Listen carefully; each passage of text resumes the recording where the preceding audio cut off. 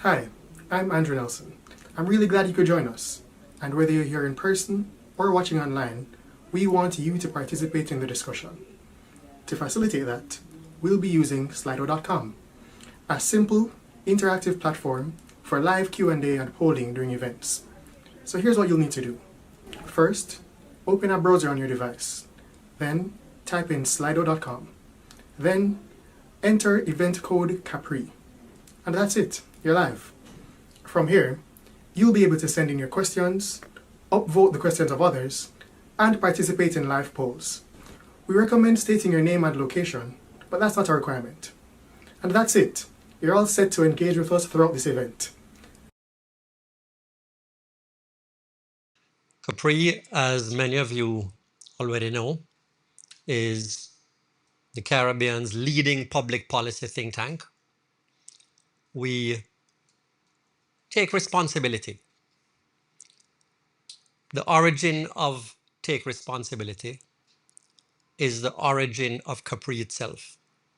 It was born out of a research project, an academic research project, almost 20 years ago, when a group of us at the University of the West Indies tried to look at the paradox of Jamaica, a country in which at independence there was great optimism about the economic future.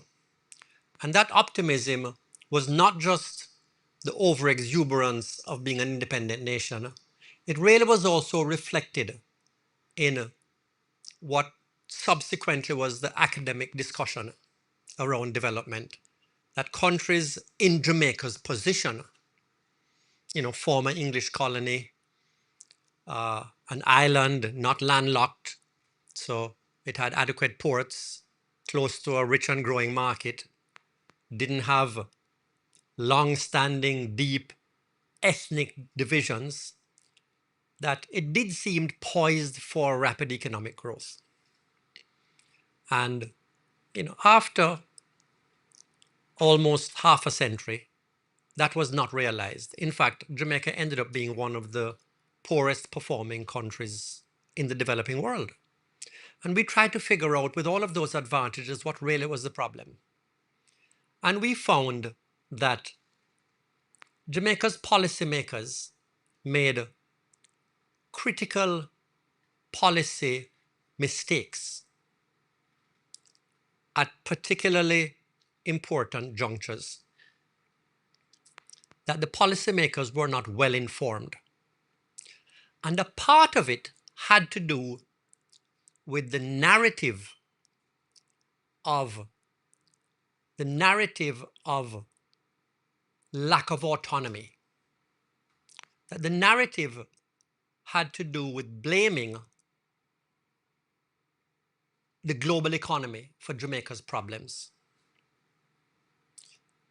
And when we did our analysis in this foundational academic paper, we realized that doing the international comparison and looking at all of the factors, it became clear that other countries in Jamaica's position, similar to Jamaica's position in the global economy, did better than Jamaica did. And so we saw that Jamaicans were not taking responsibility for their own outcomes. We found excuses to blame others. And so our founding slogan at Capri was taking responsibility. And that's what Capri's whole mission is about. It is for Jamaicans and Jamaica's policymakers and the rest of the Caribbean to take responsibility for their economic and social and environmental and governance outcomes. And so our role, the Caribbean Policy Research Institute, is to inform policymaking so that the governments can have the information that they need to make better policy decisions. And out of that exercise and pursuing that mission, we take on projects that have policy implications, gather the information, do the research, and make it available, importantly, not just to the policymakers, because policymakers have their own agendas and they have their own bureaucracies that they have to manage, to make that information available to the relevant publics, to make it available to the stakeholders for each policy decision. The idea is not just to inform the policymaker, it is to create a constituency of opinion towards evidence-informed policy. And that is the purpose of the Caribbean Policy Research Institute. And it gives us great pleasure to be here and to engage in this exercise because of the audience that we get. You here present are those who are critically interested in the mission that we have. So thank you for your attendance.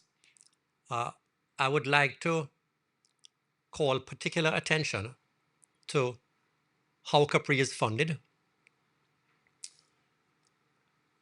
Much of our work is funded by international partners. And so we do get funding from UK aid and from the European Union for many of our projects. But a lot of our projects are funded by the Jamaican private sector. And this is important because as an exercise of corporate social responsibility,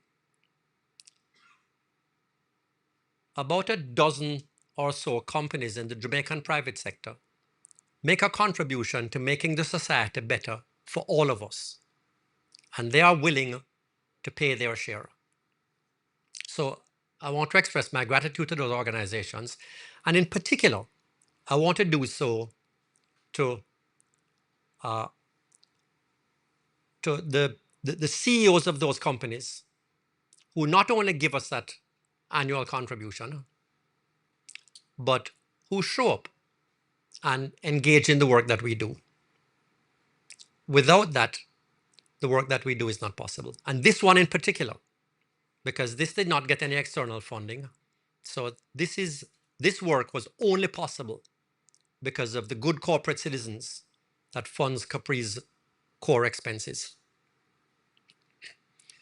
I don't want to call any names in particular, although Courtney Campbell is right here representing VM Group, as is Stephen Facey from the Pan Jamaica Group. And with that, we can begin the formal proceedings. And I'm going to invite Kim Stewart to give opening remarks. Thank you. The heart of education lies not in information, but in transformation. Good evening. My name is Kimberly Stewart, Executive Associate at the Caribbean Policy Research Institute, Capri. Capri is a public policy think tank dedicated to conducting evidence-based research on key issues affecting Jamaica and the wider Caribbean to inform and thereby improve public policy. Given this commitment, we are proud to launch the report, Education Scorecard 2025. It tackles a foundation of a society. Education should be continuously monitored and adapted to ensure students receive the best possible curriculum and knowledge to grow, thrive, and make meaningful contributions to society. As the world evolves, so too must our education system. And this report evaluates the strengths and weaknesses in the system and draws attention to those areas that require the most attention. Education Scorecard 2025 is an analysis developed from the first iteration of the report that Capri published in 2012. That report highlighted a number of institutional failings, but spoiler alert, There haven't been any profound transformations or any sweeping changes in the education system. This research was carried out in partnership with the Inter American Dialogue, IAD, and the Postgraduate Center for Research and Intelligence, PCRI. IAD is a hemispheric organization that fosters cooperation and drive policy solutions to strengthen democracy, promote inclusive prosperity, and support sustainable development across the Americas. PCRI is a public policy think tank of the University of the West Indies Alumni Association Jamaica chapter, composed of UWI students, ensuring that current students interested in public policy receive mentorship and development opportunities to excel in their respective career paths. Thanks to their collaboration, we were able to produce this report that provides a quantified assessment that can help to guide the Ministry of Education as it seeks to create a robust, inclusive, and effective educational system. We gratefully acknowledge the support of Mr. Earl Jarrett as a founding board member of Capri, the CEO of one of our most gracious sponsors, and a current board member of IAD. Following me at the podium will be Peter Granston, researcher at Capri, who will deliver a presentation on the key findings of the report. Following that will be a panel discussion with Vivian Johnson, Deputy Chief Education Officer at the Ministry of Education and Youth, Sarah Stanton from IAD, Aaron Hoylett from PCRI, and Ali Mahabir from Capri will moderate the discussion. We are inviting you, our audience, both in person and online, to engage with us by asking your questions using our online platform, Slido. You can do so by visiting slido.com and entering the event code Capri. There you can post your questions. We prefer if you identify yourself by at least first name, but you can remain anonymous if you wish. Even if you don't have a question of your own, you can upvote questions posted by others. Together, we can help build an education system that nurtures curious minds, builds confident thinkers, and shapes tomorrow's change makers. And now, here's Peter. I'm excited to present on the Education Scorecard 2025. But I want to begin with a story. This is a story of a young lady that life gave a bad hand.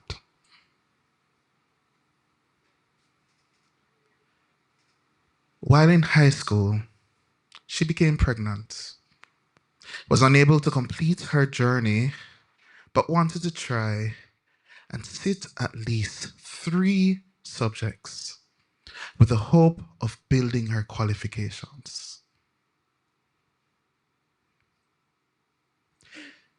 Can you guess how many she passed with?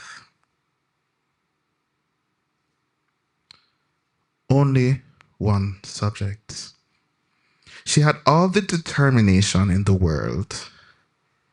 Resources handed to her at this late stage, but that couldn't help her in getting more than 1 subject. I looked at her story and wondered, how is this possible?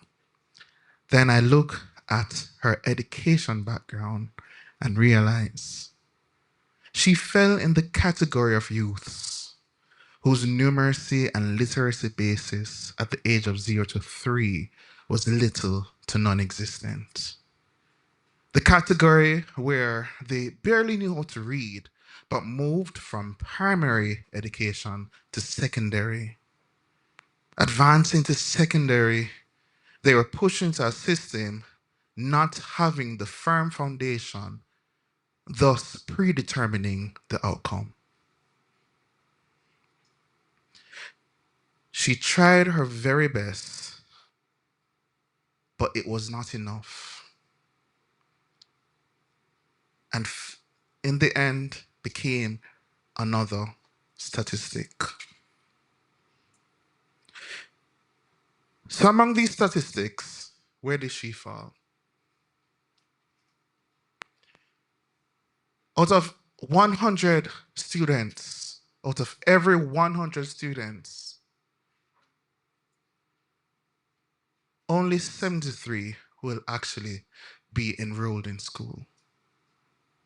Or should I correct myself? Only 80, to be more positive. Only 80 will be enrolled in school. Can you guess how many of those 80 will complete secondary school? Only 73. But how many will leave secondary school with the qualifications to move on to higher education or even get a formal job? Close guess, 13. And this is in every 100 students. Only 13 will leave with at least 5 subjects necessary to matriculate to higher education or even get a formal job. If so many of our nation's children are not benefiting from this system, we need to take a deeper look at what is happening. You see, education is thought to be Jamaica's pathway to mobility, equity, and growth. Yet, the stats prove different, that this isn't true for everyone. How do we better understand what exactly is going on? Tackling this requires a multidimensional assessment framework, hence the Education Scorecard, a methodology developed by the Inter-American Dialogue. Thank you. The scorecard monitors 8 dimensions: standards and evaluation, school authority and accountability, equity, financing, coverage, teaching profession, staying in school, and learning outcomes. While this all sounds nice on paper, the reality is different. It's time for Jamaica to receive its scorecard, or should I say, its school report. Jamaica, we earned 2 A's, 2 B's, 2 C's, and 2 D's. Wow. This is not the ideal report. And if we're being honest with ourselves, if we carried this home to our parents, a common response would be, watch me and you. However, we don't have disciplinarian parents waiting at home for us. But I'd like to implore you that the stakes are higher than that, because this reflects our nation's children. This is where we're at. And this is reflecting the reality for all of our children. We have to understand why we receive these scores and how we can do better. So let's start with the good grades, the A's. In standards and evaluation systems, the best way to describe this is steady progress. Progress through development of the national standards curriculum, progress in instituting and maintaining the Jamaica School Readiness Assessment alongside PEP and CSEC. This progress extends to having the National Education Inspectorate, which operates in evaluating schools and highlighting strengths and opportunities. This type of progress is good. This is positive. When well designed, standards and evaluations can work in tandem to foster positive learning outcomes.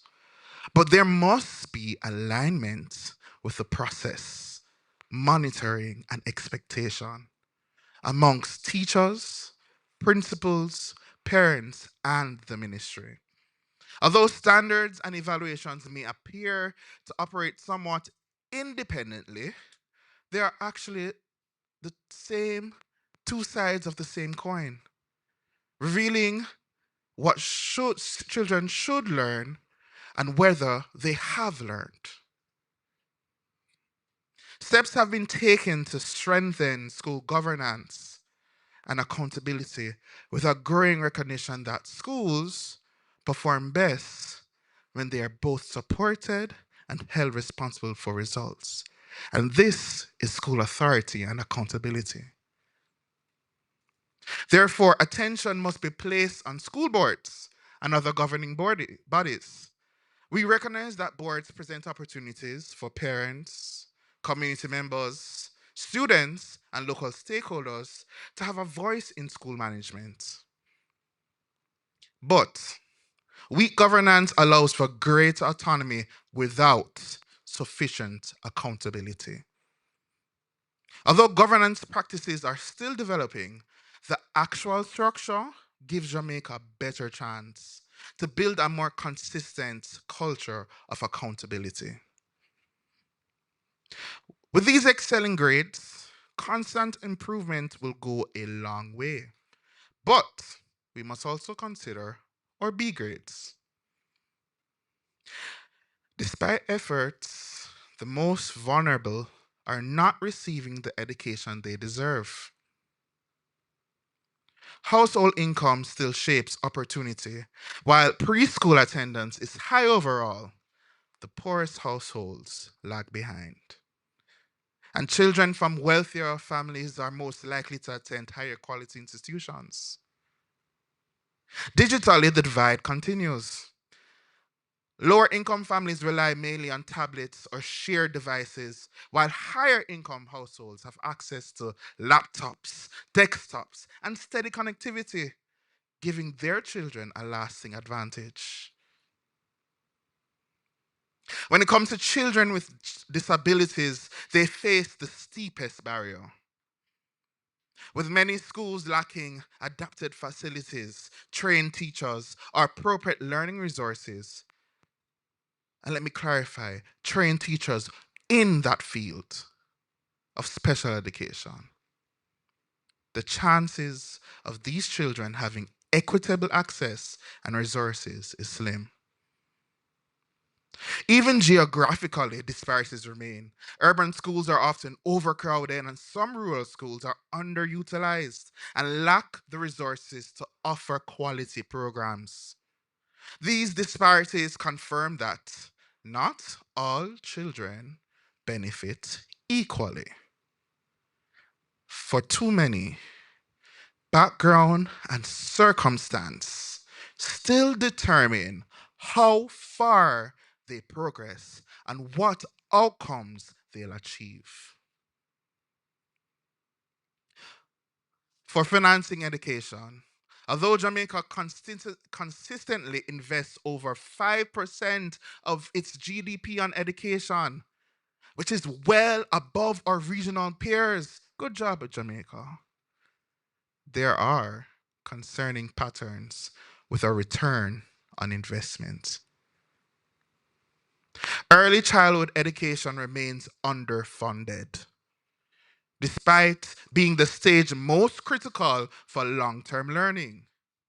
Heavy reliance on private institutions mean poorer families bear disproportionate costs. Tertiary education absorbs a higher share of subsidies. But with these benefits concentrated among higher income Jamaicans who have access to tertiary education, this raises concerns about fairness in public spending. Urban schools run over capacity while some rural schools are underutilized, but financing structures rarely adjust for these realities. Overall, the picture is showing high expenditure without efficient allocation. Unless financing is reshaped to address inequities and resources are directed to where it needs to be the most, Jamaicans risk receiving insufficient returns given the significant investments. Now let's move on to our C grades.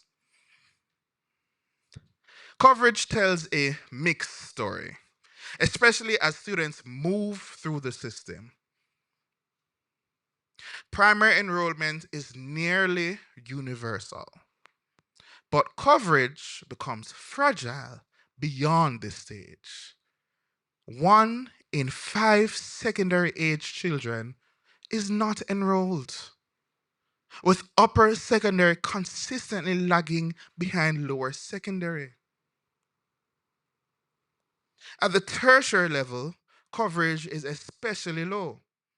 Only 20% of young adults aged 19 to 24 are enrolled, leaving 80% outside higher education. This sharply reduces opportunities for advanced skill development. And guess what? The transition rates are uneven. Many students fall out of the system between secondary and tertiary education, signaling that completion at lower levels is not translating into continued participation. School disruptions during COVID-19 widened gaps, with students in disadvantaged communities more likely to disengage and remain outside of school. These gaps mean that Jamaica's education system still loses too many learners along the way. High entry rates at primary school are not translating into consistent coverage across the full education cycle. Now, teachers remain committed, often going beyond their formal duties to support students, and I'm sure everyone in here would agree, especially in disadvantaged schools and during crises like COVID-19. Yet, shortages are growing as migration and attrition remove experienced educators, the best of the best, from our classrooms. Low salaries and limited incentives make it difficult to retain teachers, particularly in underperforming schools where the need is greatest. Morale is under strain. Strenuous working conditions alongside a continuous teaching shortage increases the responsibility of teachers outside of their training, reducing the time and energy available for effective instruction. In this profession, we witness both resilience and vulnerability. While teachers remain highly trained and dedicated, systematic pressures risk undermining the very foundation of student learning. Now, how about our D grades? While there are students entering and moving through the system, too many are still being lost along the way. Primary school completion is relatively high, with most students reaching the end of this stage. However, at the secondary level, staying in school becomes even more fragile. Absenteeism and early leaving are common, and 1 in 5 secondary age children is out of school, even today. While completion rates have improved over time, large numbers of students still drop out before they're able to sit CSEC, limiting their opportunities for further education or work. Alongside these, socioeconomic pressures still play a major role. Many students from poorer households disengage because of costs, family responsibilities, or lack of support. COVID-19 worsened disengagement, with thousands of students unaccounted for during school closures. And despite re-engagement efforts, gaps still remain. Jamaica's learning outcomes shows signs of progress, but overall performance remains below what is needed for students to thrive in higher education and the workforce. At the primary level, PEP has revealed steady gains in mathematics and science, showing that targeted interventions can move the needle. However, many students leave primary school without strong literacy and numeracy foundations. At the secondary level, outcomes are more concerning. Only 19% of students achieve the benchmark of 5 CSEC passes. Subject level variation is striking. While pass rates in business and technical subjects are often above 70%, pass rates in mathematics and science remain below 50%. International benchmarking has provided fresh insights, with Jamaica's PISA debut doing well amongst the upper middle income countries. Participating in PISA marks a step forward, signaling a commitment to global standards and the use of data to guide reform. Overall, Jamaica's learning outcomes reflect incremental progress, but a long distance to go. So, how do these grades translate into policy? Three implications stand out. First, financing reform. Resources must shift to where they're most needed and not reinforce inequities. Second, a sharper focus on learning outcomes must occur. Policy success must be judged by results, not just inputs. And third, stronger alignment between education and national productivity must happen. If only around 20% are in tertiary education, 80% of our young adults are outside, increasing the risk of a skills shortfall that undermines growth. Only 19%. Or should I say, only 13 students. This is the reality that we're living in right now.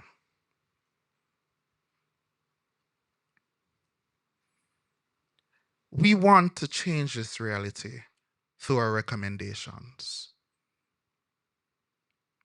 and begin a new story. Reform financing. Introduce a weighted funding formula considering school size, student need, and private contributions. Tackle dropout. Build an early warning student support system integrated with the Education Management Information System that is to be rolled out this September to intervene early. Strengthen early childhood education. Expanding this sector addresses inequities at the root and gives every child a fair start. Appeal to teachers. With a bonus incentive program, attract strong teachers to underperforming schools. And finally, advance accountability. Create an educational achievement and equity dashboard linked to EMIS to provide a transparent view of outcomes and disparities. The scorecard shows that Jamaica has made progress but still struggles in quality, equity, and accountability. The challenge is to turn spending into results and results into growth. So, the choice is simple. Will Jamaica's education remain a story of missed opportunities? Or will we take the steps to ensure every learner reaches their potential? Thank you. So I think Peter did a really great job at laying out the situational context for us and given Peter's focus on story. I want to direct this question first to you, Aaron. If you had to boil it down, what story is the scorecard really telling us about Jamaica's education system? Well, the story is that we are really an average student when you look on the grades. We have achieved a lot in terms of access and enrollment at the pre-primary, primary level. However, access is still not universal at all levels. We notice that students are not staying in school as the grade level increases. We also realize that as it relates to equity amongst the disabled and certain disenfranchised groups is not as optimal as it should be. We have experienced success in areas related to standards and in terms of we have with PEP and the different benchmarks that we utilize, they are internationally renowned. It's at that level internationally, which is acceptable. However, in terms of standards, how we actually account for these standards and ensure that there are certain measures in place to ensure that schools are meeting these standards. We have more to work as it relates to that.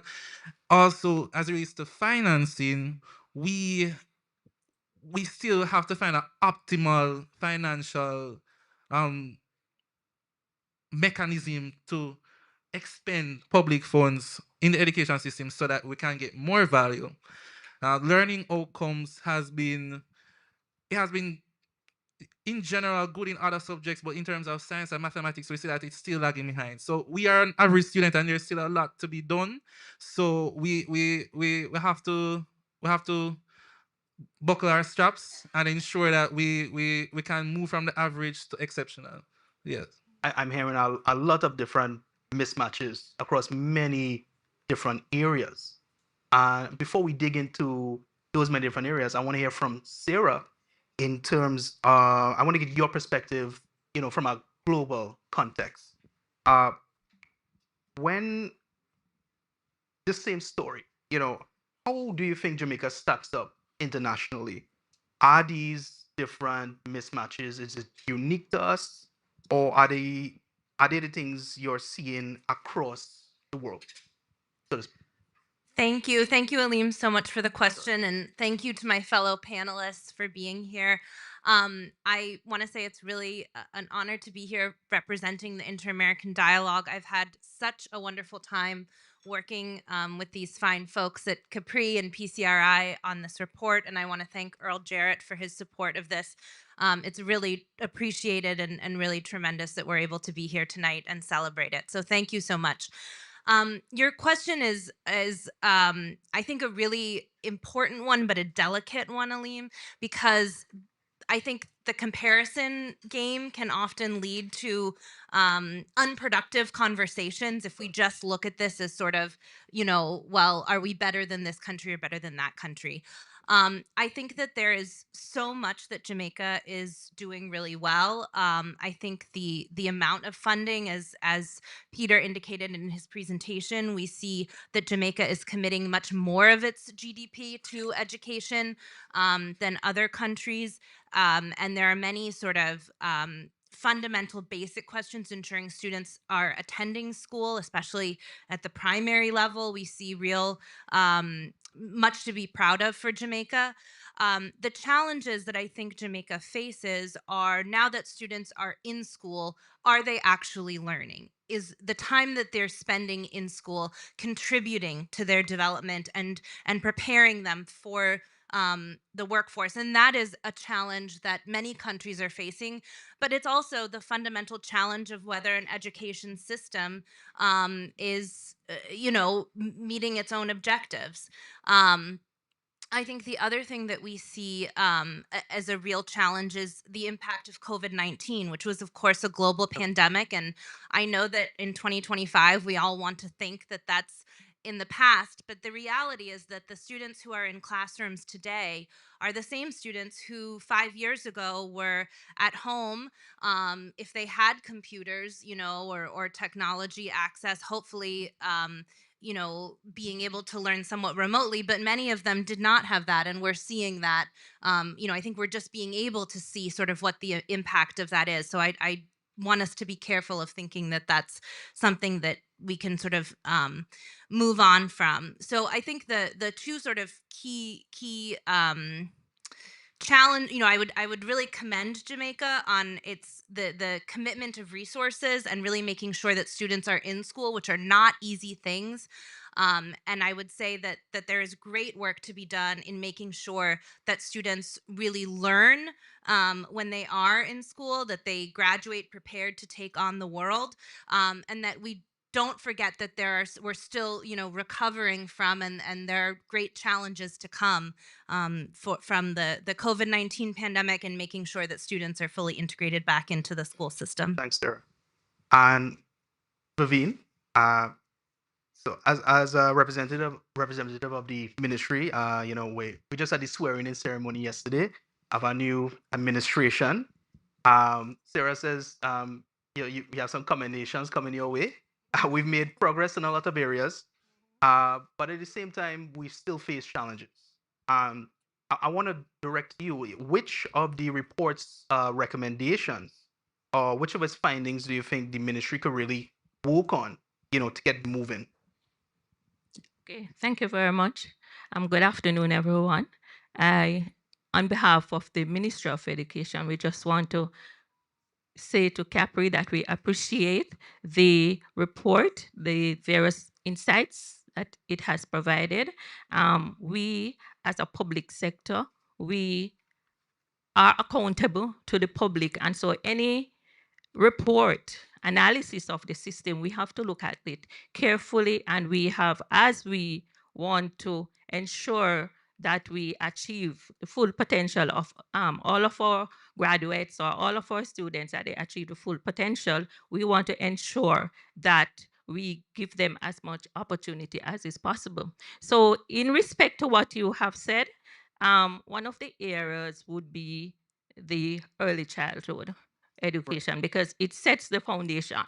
So once we have a strong foundation, we know that it augurs well for the rest of the system. It also would also help us to not to spend so much on intervention, because once the settings start them right, we know that that's sane.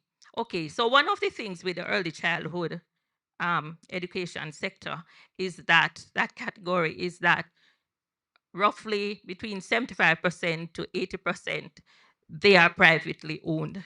The government is just responsible for about 20%, 20%. And there you can see the type of challenges that you have. So there is talk about the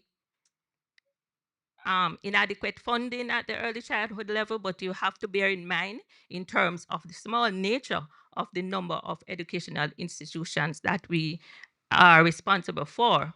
Granted, the Early Childhood Commission, as an agency of the ministry, has oversight of all of them, and we ensure that the curriculum and the other areas in terms of looking at the standards that they adhere to.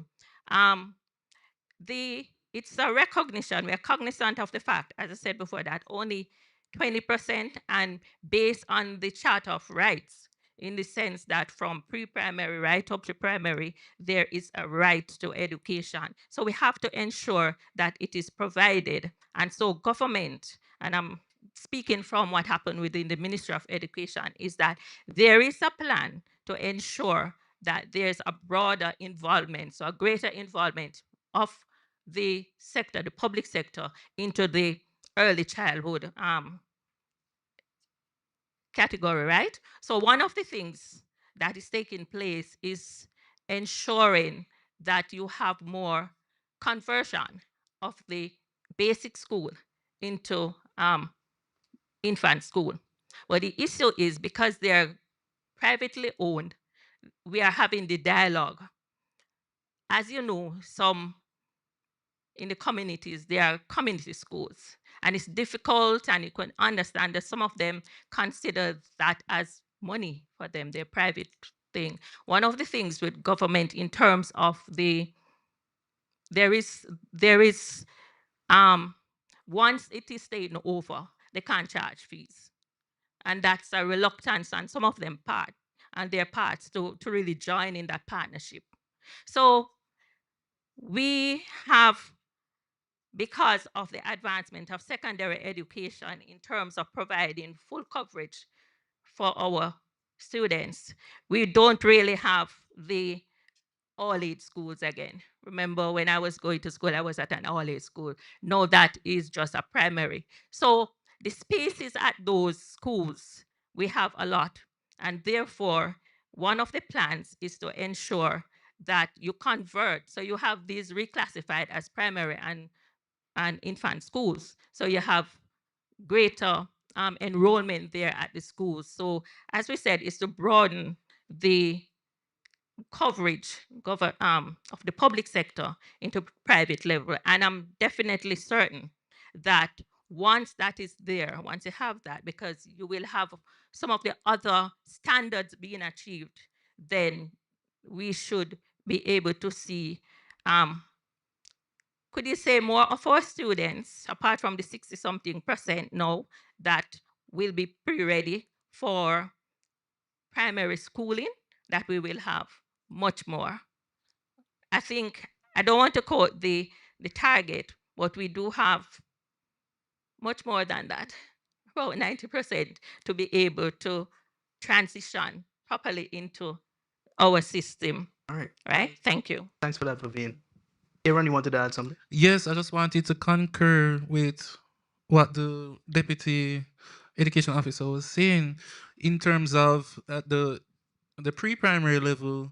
Majority, over 70% of pre-primary schools are private. So in terms of having that accountability in terms of how they're run and the curriculum that they institute and how students are taught, there's limited oversight of that. And the pre-primary early childhood stage is it has a reverberating effect on the remainder of those their school life. So that is an area we really need to focus on getting more accountability instituted in. I want to shift the conversation a bit. We're talking a lot about students, but I want to talk about teachers who are really the backbone of the system. My mom herself is a teacher, and she's probably watching right now. So hi, mom. And when it comes to teachers, Jamaica invests heavily in teacher training, but we find, I think everybody knows, a lot of teachers leave for abroad for other opportunities. And of the 14 training institutions, I think only 7 are fully accredited or have no accreditation at all. So I want to talk about how we can fix that sort of mismatch. And I'll leave the hot seat on you, Vivian. And how can the ministry and work with teachers and these institutions to close that gap and partner with them so we don't just train the teachers here in Jamaica, but we keep them in Jamaican classrooms? Okay. One of the things, though, while I will answer your question, is the idea that quite a number of them are not, that they do not have the qualification, or that they are not accredited. I'm just going to say that that's inaccurate. There's some inaccuracy. So while we recognize and appreciate the insight into the document, we recognize that there's some gaps. And I think that this is one of them in terms of the inaccuracies, because we have 12. You mentioned 14, but I think 2 of them might be private sector. But 12 of those are publicly institutions. I know the universities are a bit outside, like the UWI and UTEC, but they have institutional accreditation.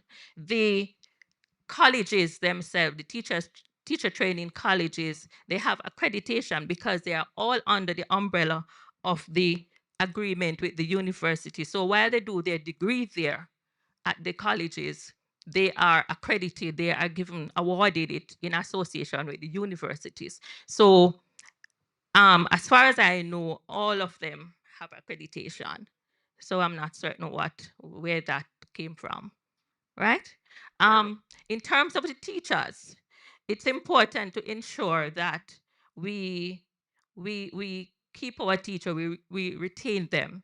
And a document I know has been developed before is to ensure that we finalize them in terms of recruiting and retaining our teachers. And there are some benefits definitely that, while not within the purview of the ministry, but we can advocate to ensure that one of the areas would be like the housing and some others, that provisions are made directly for teachers, because we want to ensure that they remain. And really, we're a small country, but we would have produced them. And our teachers are good, the fact that they are being hired outside. So that's good. So we have to ensure that we retain them. One of the things too is that we travel. So it's really, they have that, you want to give them that balance so they can make a decision, should I go or should I stay here? And one of the good things that you have heard the PS, she spoke about it, that this year, thank God, we don't have that many teachers who have left the system, you know, and activities are taking place to ensure that we provide the environment for our teachers. So apart from the pay, you want to ensure that you have an enabling environment for them to thrive. And we are looking into that. We're upgrading the facilities, the labs, all of those areas. So I'm hoping that there would be enough incentive to have our teachers remain. I think Aaron wants to jump in, but before we do that, I just want to mention that you can ask your questions at slido.com, code Capri. I see a few coming in, and we'll jump into those just a moment. Aaron, I think you have something to say on Vivine. You wanted to comment? Yes, thank you, Mr. Johnson. So as it relates to the accreditation, yes, we know that the teaching institutions, many of them have the institutional accreditation, but in the report we were focusing on the accreditation for the specific teaching programs.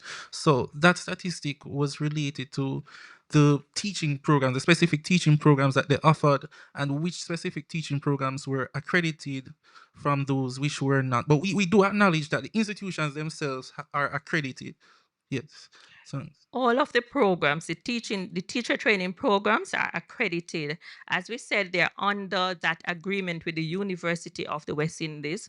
And because the university has full institutional accreditation, it also means that all of their programs are accredited. So they don't have to to request from the UCJ an accreditation for a program.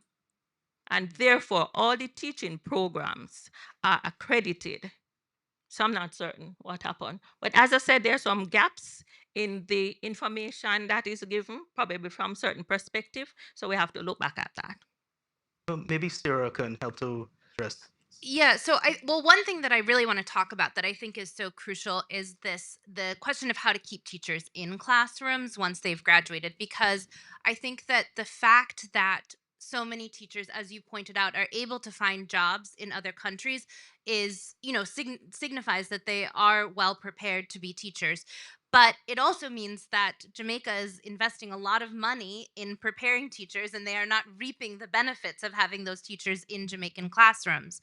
Um, and so we have a recommendation in the report that I think points to this, and it's a recommendation that's based on offering teachers incentives, not just to stay in Jamaica, but actually I think it goes a step further, because it's actually matching teacher ability with student need. And so the idea there is that we want to not just make sure that teachers stay in Jamaica, but that the most effective teachers are working with the students that have the greatest needs, because we know that's what will make the most difference for Jamaican students. And we want to not just perpetuate inequalities that may exist, but really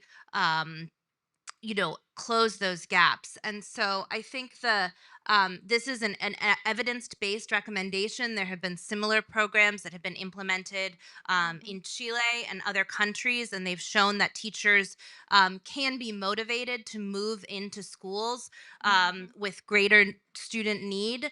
And I think that this is something that when we talk about sort of teacher policy, it's not just about retaining teachers, but it's about also making sure that strong teachers work with students who can most benefit from what they have to offer in the classroom. Okay. So it may not be a question of like we have good quality teachers, Mhm. but maybe we need to work on the accreditation and so on. Vivian, you wanted to chime in? I wanted Yes, to respond to that, and we appreciate the suggestion or the recommendations, and that is something that can be looked into. But one of the things we also have to be cognizant of is that we do not employ teachers. In a sense, when I say we, I'm speaking about the ministry itself. It doesn't employ the teachers. They are employed by the board. So it's the board of management that a board of management would recruit a teacher, and we are within a band in the sense that's how the teachers would be paid. But in terms of incentive, definitely the schools themselves, based on their alumni and those other areas, can, and the community associations and PTAs and all of those, can have these special incentives to help teachers to attract a particular teacher into their system, as you say, to help those students of needs. One of the things we also have to understand is that many teachers are not encouraged to stay in the rural areas. So while we speak about having them there, we have to think of the other social amenities that would have to become available for them, especially in terms of the houses, in terms of the talking about water and all of those coverage and so forth. But we have to think as a joint up government or joint up governance in the sense of having the other entities or ministries very involved so that these amenities can be made available not only in urban areas but into right throughout the country. I'm very glad you touched on that, Vivian, because a big finding from the report was that urban rural divide that exists among many other pressing inequities. So I'm hoping maybe Sarah or Aaron can maybe talk a bit on that. All these different inequities that were so prominent in the report, and I see some questions on Slido. Somebody mentioned in particular the how do we include children with disabilities, as a primary concern. So Sarah, if you can start us off on that. Sure. Well, I really appreciate the question, and I think inclusive, when we talk about inclusive education, we really need to mean everyone, and that will look different for students in rural or urban areas, or students with disabilities, or students who come from more vulnerable backgrounds or from different socioeconomic statuses. I think there are a number of things, recommendations in the report that I think can at least start to move us in the right direction. They're not going to certainly resolve. There's no silver bullet in education for sure. One important recommendation that we suggest is a education quality and equity tracker. And the idea here is that if we look at the sort of aggregate, the average in Jamaica, oftentimes we see that most children are going to school, certainly at the primary and secondary level. And, there is, good, substantial spending on education. But when we disaggregate that, when we break those numbers down and we start to ask, well, who is being left out of the system, for example, right? We see that, for example, a male student in a rural area with disabilities at 14 is almost guaranteed to not still be in the education system. And a female student in an urban area who does not have disability is probably still going to be in school by the time that they're a teenager. And so obviously there are differences I'm not going to say that that's the case in every situation, but that is what the data tells us. And so I think that the equity tracker, the idea there is to present some of that information disaggregated so that we have a better idea of where those gaps are, of who is not always being well served by the education system, and can design policies that target that. Because often the reason that those gaps exist is because they are difficult to address. There's a reason for that. And so I think it's important to develop responses that are going to be really targeted to those students and their needs. I think with disability, there's really interesting cases. We've worked a lot with the case of the province of La Pampa in Argentina. They're really interesting. They closed down all of the segregated schools for students with disabilities. They integrated them, 97 or 98% of students, into general population schools, obviously with supports that they needed. But the transformation in the educational community to bring these students into the learning environment of their peers was really incredible. And they were able to take the schools that this, sort of former segregated schools, and turn those into learning and support centers. So they were still, put to productive use. So that's, I think, I don't know, you'd have to sort of figure out how that would work in Jamaica, but that's an example of sort of, I think, a really interesting case study of more inclusive education for students with disabilities, since that was the question. Yeah. Vivian, do you think it can work in Jamaica? Something like that? Yes, definitely it can work. Are you hearing me? Okay, definitely it can work. And one of the things is, as you speak about inclusive or integrated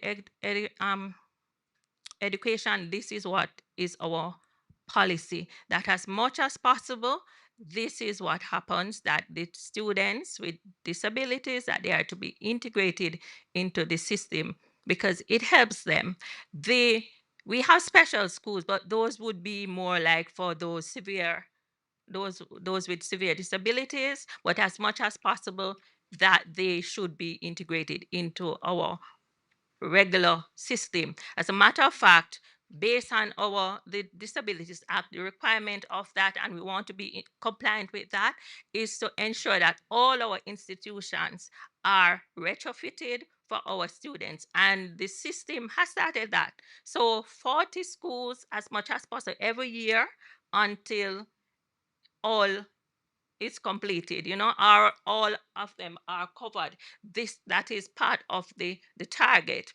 They have also, as I talk about the assisted learning and the tools and all of these things, we have been providing those, but sometimes it goes to how sensitized how the public education that is there, because we have many of these services and not many, well, they're becoming aware now, and hence you have more shadows, persons wanting shadows, and so over 500 of are provided this year. But we need to ensure that our message goes out to everybody, that these are the things that we have. We have our centers, diagnostic centers, we have we're going right across the island with them. And so many things are, so many activities are being provided for persons, children with disabilities. And we have a unit that is very responsive. And special buses are being provided for these students too. I want to ask, do you think this is happening fast enough? Because it still seems to be a deficit in many schools in terms of being retrofitted to accommodate disabled students, and in accessing these different services like the shadow program you would have mentioned. Well, one of the things we have to manage it, and one of the things we have to do is ensure that we manage. And one of the things, so for example, those students that are doing PEP, that have SAT PEP, we look, or the reports would have come in where the students are at these primary schools, which schools they have selected, and then we look at those schools that have been retrofitted and how we can get them into these schools.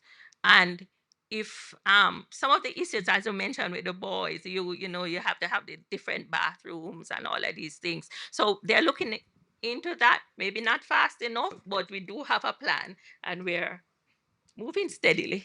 Okay. Aaron, you want to chime in very quickly before we move on? Yes, so I really applaud the ministry for all their effort in terms of including the special needs population. Just wanted to point out a um, key insight which we found in the report is that in terms of the curriculum for special needs students, for those that have mild special needs, the NSC, the National School Curriculum, is adapted and modified to accommodate them. But for those with the severe special need conditions, there's not really much as relates to curriculum wise, right, that can attend to them, and that's bespoke to them. And that's a personal topic from me, because my sister has special needs, severe special needs. So that I think is a point, that is a policy area that I think can be improved. I just wanted to touch on what you said earlier in terms of the urban rural divide and what you said about school boards. And in the report, we really emphasized how important school boards are in terms of the leadership and the performance of schools, and how there needs to be more regulation, oversight, and accountability for school boards. Because a lot of these boards, they don't have frequent meetings, they don't meet the quorum, so they can have a lot of meetings. There's not much accountability being enforced for the principal, because the principal is accountable to the school board.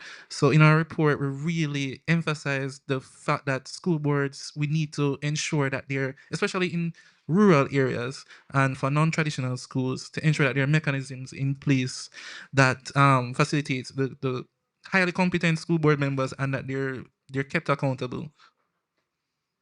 Oh, thank you for that, Aaron. I'm seeing a lot of questions coming in Slido, so I think we can tackle that now. I remember it's slido.com and code Capri, CAPRI, in all caps, if you want to add a question there. So I'm glad you mentioned curriculum. I'm seeing a question here. Does the government set a standard curriculum, specifically for primary schools? But maybe we could broaden that question. And are children allowed to progress through the system without achieving specific standards? But standards is an important dimension of the report. Maybe, Vivian, we can start off with you. There is the National Standards Curriculum, and this has been rolled out, implemented since 2016. So right across the system from grades 1 to 9. And the standards are there. It's a curriculum where it is student-centered, or I should not say the student-centered, learner-centered, in the sense that even the teacher himself or herself can be a learner. So it is learner centered, it is moving at their own pace, it is project based. And so that system provides, unlike the other one before, where this one, through project, they can learn, right? It's 10 based also. So yes, we do have that standards curriculum. There's also a curriculum at the early childhood level. They have recently amended or revised that. And at the CXE level, that's external, the Caribbean level, where they follow that syllabus, those syllabi. Okay, so great. It exists. We have it. Yes, we do. Is it being adapted fast enough to our changing needs? And is it sufficient? Yeah. It is what we're using. Maybe Sarah and Aaron It's wants to a chime in. curriculum, so all teachers have to use that. Our schools are involved. Our schools are using that. It's the same for the private schools. I want to first take this question as an opportunity to plug the report, because we have a whole section on learning standards and evaluation in the report, where if you have the question, is there a national standard curriculum in Jamaica?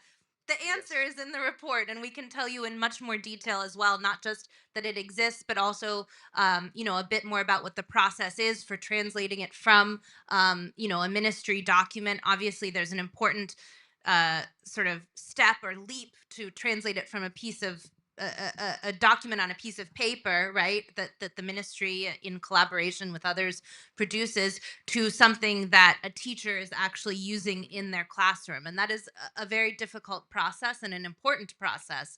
And so I just want to take this opportunity to plug the report, which is now available. It is published today. And so it's available on our website from the Inter-American Dialogue, on Capri's website. So please do check it out, because there's really so much more in depth in information in the report than what could be contained in the presentation or in our conversation today, as rich as both of those have been. So just that's my plug, my shameless plug. Yeah, I just wanted to point out that the NSC is really was groundbreaking and renowned revision of the curriculum in 2016. You know, it focused more on real life, practical, solution oriented mechanisms. In the report, we really didn't see much issue with the NSC, but what we found that issue is within the curriculum for technical vocational subjects, and having that kept at the same level of accountability as with the NSC, because we found that based on the Accountant General's department, they did a report for Heart Trust vocational programs, and they realized that some of their programs, because they use third-party affiliates to actually execute some of their programs, there wasn't much monitoring to ensure that the standards and the curriculum were actual, the assessments were pursuant to that, and they were actually congruent, right? And there was not as much monitoring as it relates to that. So a lot of the students didn't really get this, didn't end up leaving with certification. Right, so that was really, I mean, insight as well as the curriculum, but NSC has been really exemplary. Good. Good to know. I think I want to move on to the I think issue of financing, and a big finding or insight coming in from the report was a possible reform of the way Jamaica currently finances its education system, moving from a per head basis to something that's more dynamic. I might pass this to Sarah to allude to what the report says about this, and how what's the recommendation? Sure. So I'm certainly not an economist, but I the recommendation that we offer in the report, which again is evidence based on what has worked in similar situations, takes three factors into consideration when determining education financing. So one is, within a school, how many students there are, and what the state of the infrastructure is, what needs there exist in the school. But we also look at what the socioeconomic conditions of the community are. This is really important because we know that um, while schools are a really important tool for achievement and equity, they cannot do everything. And so it's really important to, to give that extra support where it's needed. And finally, to take into consideration additional, particularly private sources of funding.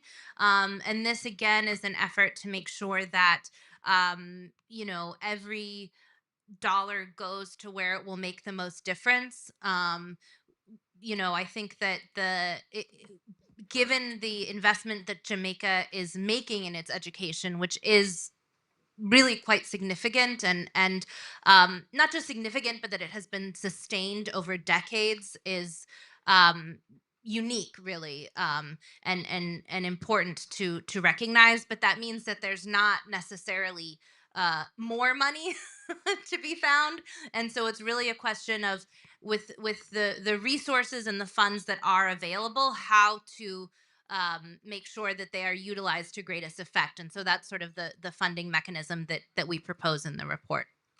Yes, and in the report, we also identified that the expenditure of funds should be more equitable. And this ties in with the education management information system. We want to track those schools that have access to substantial alumni funding and donor money, and to ensure that because it's not equitable that every school, even those with with such substantial access to other external sources of funding, get the same amount of money, while those schools which don't have this access, they also get the same amount of money. So this EMIS system, right, this Education Management Information System, should allow for this tracking so that funds can be expended proportional to that level of access to external funding which these schools have. Okay. All right, if I may, this is one of our greatest issues or challenges, we could say. You know that the Jamaica Education Transformation Commission, that in their report, they have mentioned as one of those broad areas, the financing, and the recommendations that they have made the recommendation run similar to what you just proposed.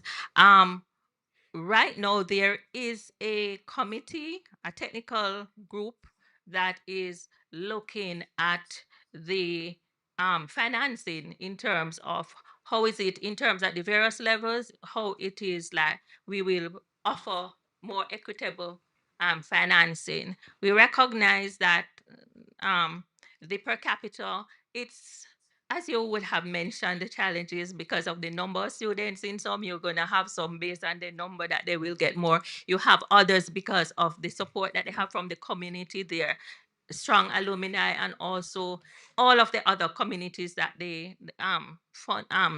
donors that they receive from, they get substantial amount. A number of them would spend on their extracurricular activities like their sports. So that's another thing. The ministry through the EMIS is important. And so the ministry through support from the IDB and the accountant general have been looking at the whole digitalization of the financing within our schools so that those programs will help when we have the EMIS in terms of tracking exactly how they spend the money, what they do need, and also, as you mentioned, what are the things that will make a top up.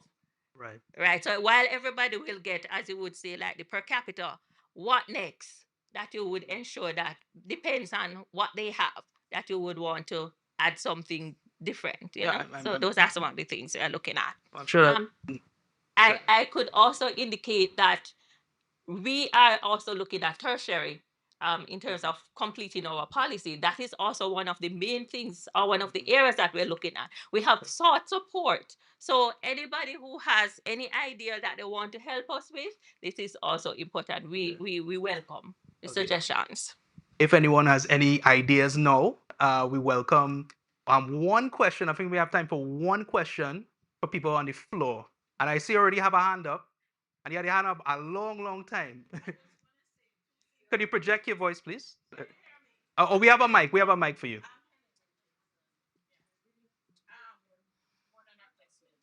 Yeah.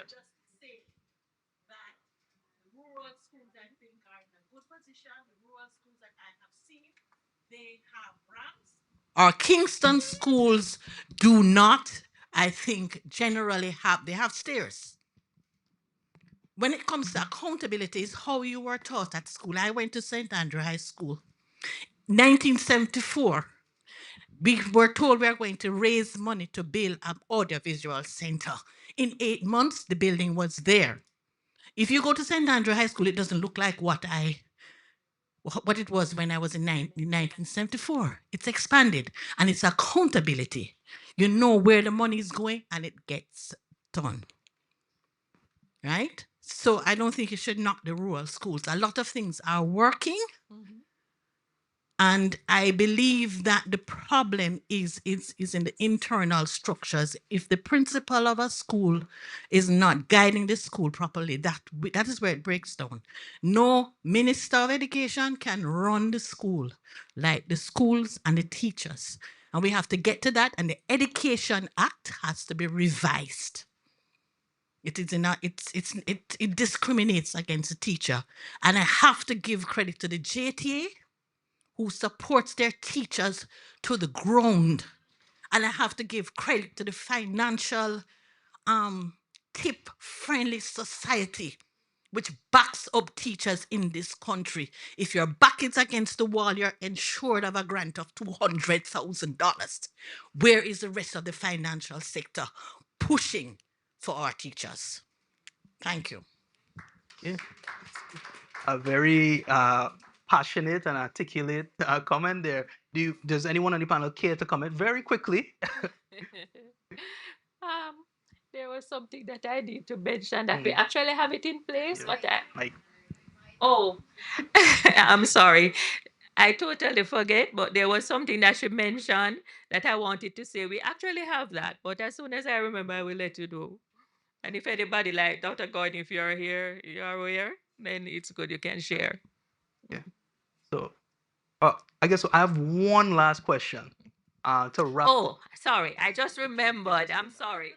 It's just to indicate, yes, the 1965 Act and the regulations of 1980, that they are being amended. We have a consultancy, should be finishing soon. And as it is, so many changes have taken place and our acts, they have not kept in step, you know, and therefore we are ensuring that the modernization comes. Well, okay, I'm glad you brought that up because I think it goes into my last question, and it's not really um a critique of the scorecard, but a worry. You know, it's a very rich diagnosis. It's extremely Definitely. comprehensive in its insights, its findings. But we already have a lot of frameworks and other reports in place. We have Vision 2030, we have Trend, we have the NESP oversight committees. To put it a bit bluntly, how do we ensure all the great findings, the insights that coming out of the scorecard, it doesn't just become another report on the shelf? One more layer of fragmentation to add to the system. What will make this different? Aaron, what do you think? Yes, and since it's your last question, I just wanted to say, because I didn't get to say it earlier, I would just like to thank my team from the Postgraduate Center for Research and Intelligence. I'd like to thank especially very competent and diligent officer of ours, Fitz Ali Nelson. She's in the crowd. I'd also like to thank, because we fall under the UWI Jamaica chapter, and the president, Nicolette Wright, is here. I'd just like to say thank you to her as well for all her assistance, as well as the vice president, Mr. Stephen Harker. Yes, so to answer the question in terms of the report, you see, we have had so much in the preceding years. We've had like the Patterson report and other recommendations given to the ministry, and this is adding to it as well. All right, so I would definitely like to see coordination and involving what the insights we've made through this report within that coordination, because we're not ignoring that there already exists um a lot and tremendous amount of work and recommendations that have already been proffered, but that we also have some unique and key insights that we've found that have not been mentioned in these other works, which we would love for you to integrate into those that you already are in the process of implementing through primarily through Trend, right? So I'm looking forward to that, and I'm hoping that will come to fruition. Vivian. Okay. Sorry. So this is one more. As we said, we are open to any analysis that is done of the system, because we're there to ensure that our students, our product, that they can maximize their full potential. We want to ensure that when they leave school, that they can go anywhere and take their part in terms of, and this is what Jamaica would have provided for them. And so the recommendations, the findings, we will definitely look more thoroughly through the report in terms of what we can adopt, what we can fix in terms of what you have identified. And you have 4 recommendations, and just to indicate that 2 of them we are already, you could say parts, all of those, but one of them is the early warning system, because we really want our students to stay in school and to learn as much as they can. And through our collaboration with the World Bank, through the JEP program, where they are supposed to build one STEM school, they also have some components.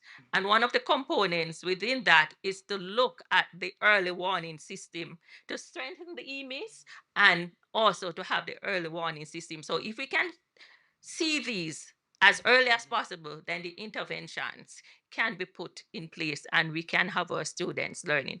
Unfortunately, this is just at the secondary level, but we will also ensure that from early, although we have universal enrollment, and then that is good. So that But it's- proactivity is becoming more and more the case. Okay. Yes, so we're there. All Proactive. right.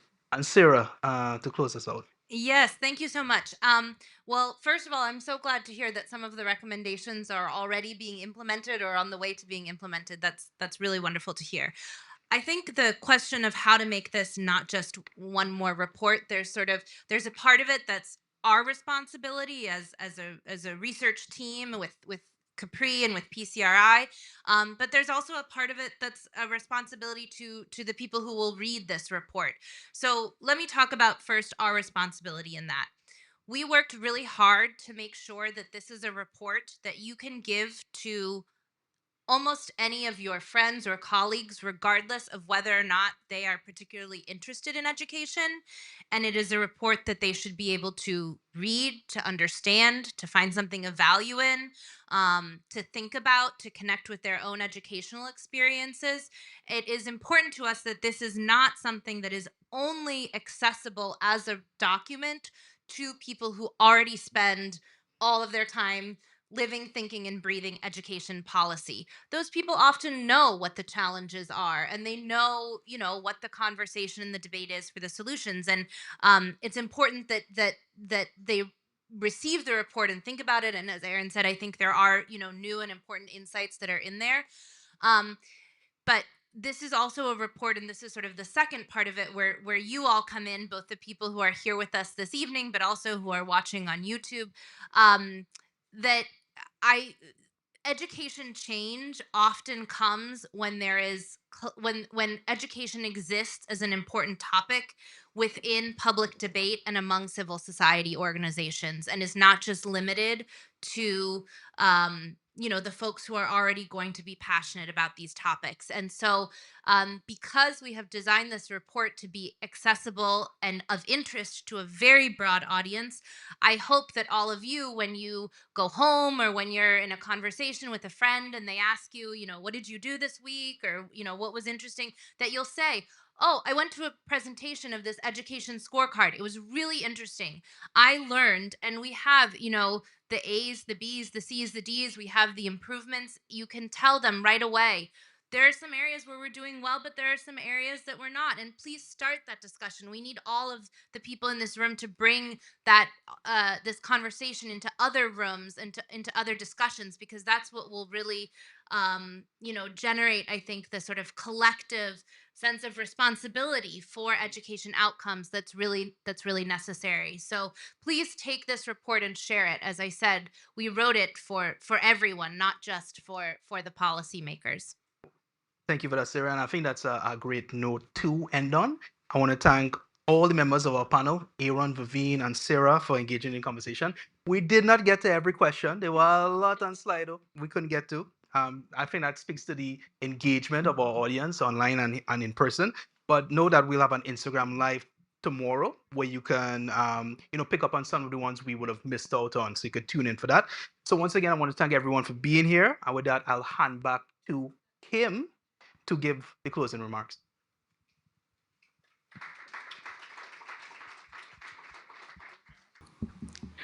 As we close the launch of this report, let us reflect on the presentation and the discussions surrounding education.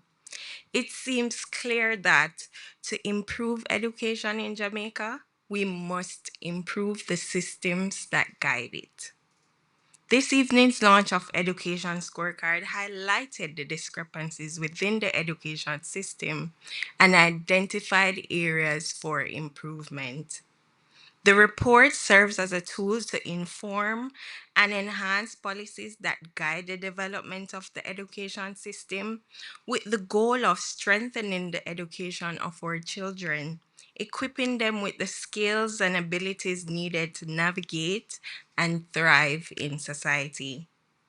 Thank you to our panelists, Vivian Johnson, Sarah Stanton, Aaron Hoylett, and to our moderator, Ali Mahabir, who led a robust and insightful discussion. We also want to acknowledge and extend our gratitude to Capri's Gold Circle sponsors, the companies whose corporate social responsibility makes Capri's existence possible. You can download the report by going to Capri's website at capricaribbean.org or IADs at thedialogue.org. We encourage you to use it as a roadmap to guide how you view and help shape the future of education in Jamaica. Before we close, we invite you to look out for our upcoming event series, Evidence Week, in October. Evidence Week is a regional initiative during which we're joining our think tank brothers and sisters across the Latin American and Caribbean region to present several events that promote the use of evidence in public policymaking. During Evidence Week, we will also be launching our report on the effectiveness of plastic bag bans in the Caribbean.